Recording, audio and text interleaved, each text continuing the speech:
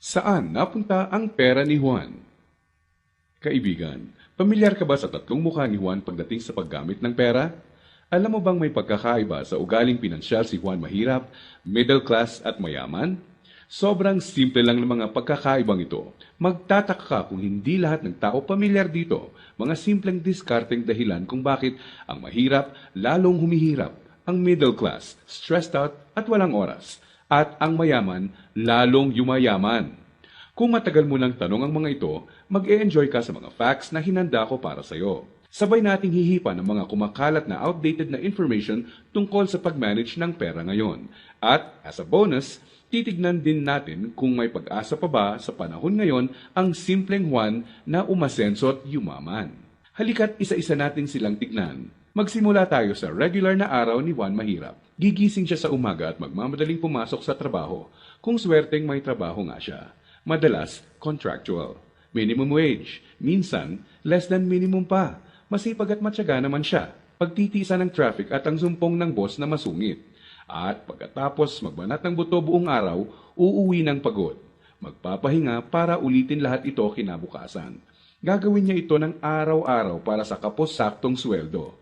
Tama ka, di na ito bagong istorya. Ano nga ba ang diskarte ni Juan Mahirap pagdating sa pera? Bago ang pag-iipon para sa pangkabuhayan, madalas nauuna ang Jollibee dito, sini doon, at ang silent killer ng bulsa. Bili ng kung ano-ano, kung saan-saan, kahit di kailangan. Mga abubot. Bakit? Kasi may sale, surplus, ukay-ukay, at tiyanggihan. Minsan lang at mura lang naman. Ang kadalasang mga dahilan, bibili kahit di naman kailangan. Ang resulta, wala pang A15 o A30, ubos na ang pera.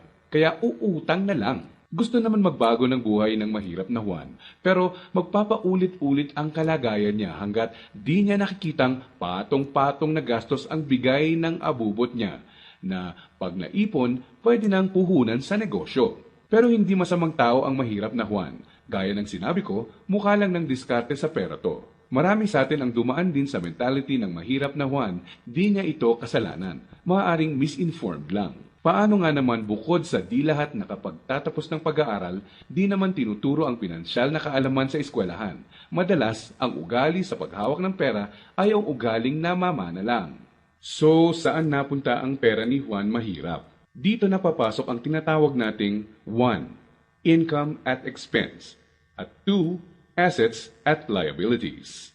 Huwag kang mag-alala, hindi economics class ng pinasok mo. Simple lang to. So ano nga ba ang praktikal na kahulugan ng income at expense at assets at liabilities? Unahin natin ang income. Ito ang perang pumapasok sa iyo. In short, income equals kita. Kapag lumabas naman ang pera, tinatawag natin tong expense. Sa madaling salita, expense equals gastos. Ngayon, ano naman ang assets at liabilities? Asset ang isang bagay kung binibigyan ka nito ng income o kita.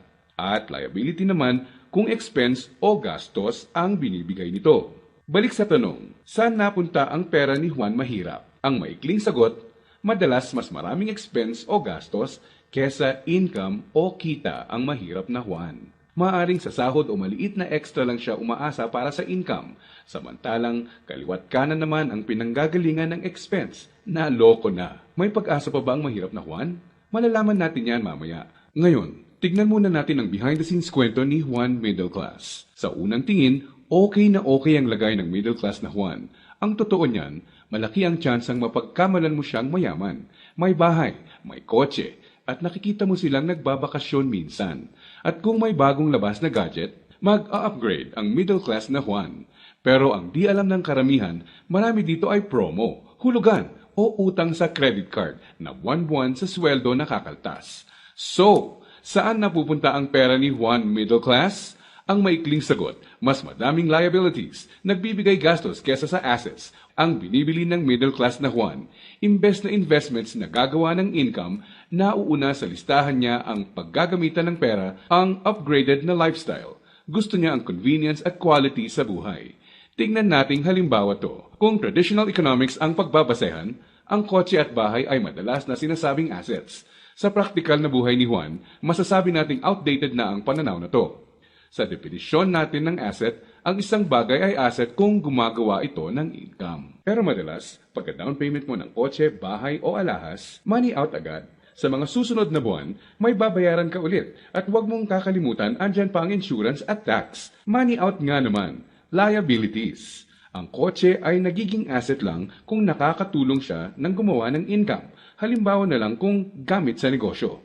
Ang bahay ay pwedeng maging asset kung paparentahan mo ito, lalagyan ng mga produkto sa negosyo or storage. O di kaya'y kung nagba-buy and sell ka ng bahay at mabibenta mo to ng mas mahal. So bakit walang oras at stressed out si Middle Class 1? Para mabayaran ang mga liabilities, kailangang mag-overtime, kumuha ng mas maraming trabaho at maghangad na ma-promote ng middle class na Juan kung siya ay empleyado.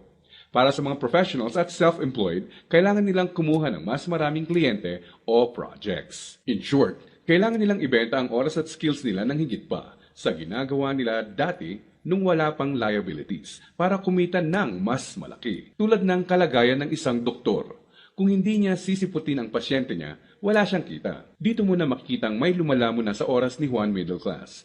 May mga celebrations sa family at friends ang di na niya ma-attendan. Kaliwat ka ng stress na ang kapalit ng upgraded lifestyle ni Middle Class 1. Para sa kayod kalabaw na discarding to, gugustuhin niya ng reward, tama? Kaya mas madalas na siyang mag-taxi, kahit pwede namang mag-jeep. Starbucks coffee na, dati okay na ang 3-in-1. Sa restaurant na mas madalas kakain, kahit pwede namang sa bahay. Ilang halimbawa lang ito. Sa oras na maisip ni Juan Middle Class na magnegosyo, ang kita niyang pangpupuhunan sana, pambayad sa liabilities na pupunta. Kung tatanungin mo siya kung anong gusto niyang baguhin, madalas sasabihin niyang ibalik sa kanya ang oras niya. Mabait si Juan Middle Class. Gusto niya ng maganda at komportableng buhay para sa pamilya niya. Magaling din siya sa trabaho o sa propesyon niya. Sa kasamaang palad, pagdating sa pinansyal na mindset, may outdated advice at information siyang dala. Ang dating akala niyang assets ay liabilities na pala. May pag-asa pa ba si Juan Middle Class? Malalaman natin yan ilang sandali lang. Ngayon, tignan muna natin ang sikreto ni Juan Mayaman. Alam mo ba na madaming Juan Mayaman ang mga self-made? Ibig sabihin, bunga mismo ng sariling pagod, sakripisyo at tiyaga ang tinatamasa nilang tagumpay. Simple lang kung susumahin mo ang lifestyle niya, may time and financial freedom. Maluwag ang buhay kung may kailangan. Choice sila kung ano ang sasakyan nila, saan sila titira, sino ang makakasama at makakatrabaho nila, kailan at saan sila magbabakasyon, at iba pa.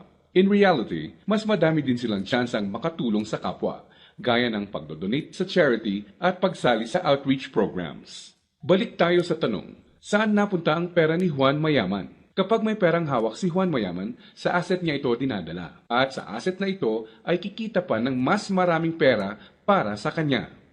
At ano naman ang gagawin niya sa bagong kitang ito? Tama ka, i-invest ulit niya sa ibang asset pa. Ano ba ang mga examples ng asset na ito? Andiyan ang investments, apartment, or kotseng pinaparenta.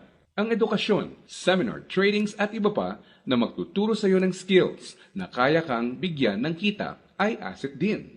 Sabi nga ng isang bumper sticker, if you think education is expensive, try ignorance. Ibig sabihin, kung tingin mong mahal ang edukasyon, subukan mo ang kamangmangan. Assets din ang mga negosyo, lalo na ang mga kumikita ng passive income. Paano ba napagtatrabahuan ni Juan Mayaman ang kanyang time and financial freedom? Ang sikreto? Passive income at leverage. Sa practical na ibig sabihin, ang passive income ay income na pumapasok kahit tapos na ang malaking parte ng trabaho mo dito. Konting oras na lang ang kailangan ni Juan Mayaman para i-maintain ang asset niya. Kahit natutulog siya, pumapasok pa rin ang kita. Hiramin naman natin kay Robert Kiyosaki ang ibig sabihin ng leverage. True leverage is the ability to do more and more with less and less. Ibig sabihin, ang tunay na leverage ay ang kakayanan na gumawa ng mas maraming gamit ang mas kaunti.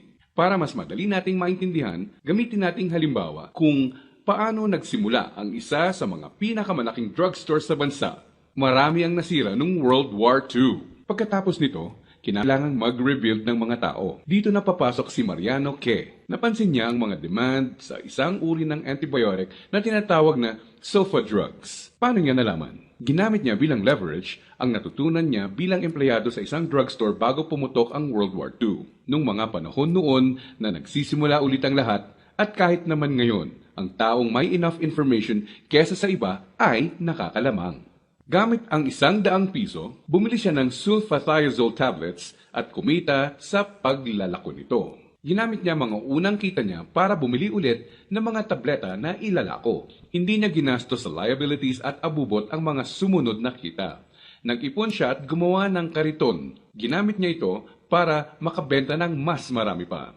Naging asset at nagbigay ng leverage sa kanya ang kariton. Taong 1945, nakaipon siya ng sapat na pera para ipatayo ang una niyang drugstore. Pinangalanan niya itong Mercury Drug. Ngayon, kahit natutulog si Mariano, may humigit kumulang 900 na branches na at 11,000 na empleyado ang mga nagtatrabaho para sa kanya. Leverage. Dahil dito, pumapasok pa rin ang passive income sa kanya. Pwede mong gawin ang ginawa niya. Gamitin mo ang pera mo sa pagsisimula ng pagkakakitaan. Andyan lang sa tabi-tabi ang mga negosyong kayang magbigay ng passive income at leverage sa iyo. Gaya na lang ng experience ko. Di ko inakalang isang maliit na flyer lang na inabot sa akin sa mall ang magiging tulay para sa isang negosyong nagbibigay passive income at leverage sa akin. Naging ugali ko na i-prioritize sa mga pagkuha ng assets bago liabilities. Ano ang konklusyon natin ngayon na magpapayaman sa iyo? Intindihin mo to, hindi lang ang pagkakaroon ng pera ang nagpapayaman sa tao. Para hindi ka matulad sa 70% ng lotto winners na lalong nagiging mahirap dahil sa maling diskarte sa pera. Dapat, alam mo kung paano at saan gagamitin ang pera pag nagkaroon ka nito. Dahil sa internet, mas madali nang maghanap ng negosyong simulan sa maliit na capital at pwedeng palaguin para bigyan ka ng passive income at leverage. Ang importante, kailangan mo silang hanapin. Kailangan mong maging open para tumingin-tingin at kumuha ng idea at pag nakakita ka, pag-aralan at i-research mo to.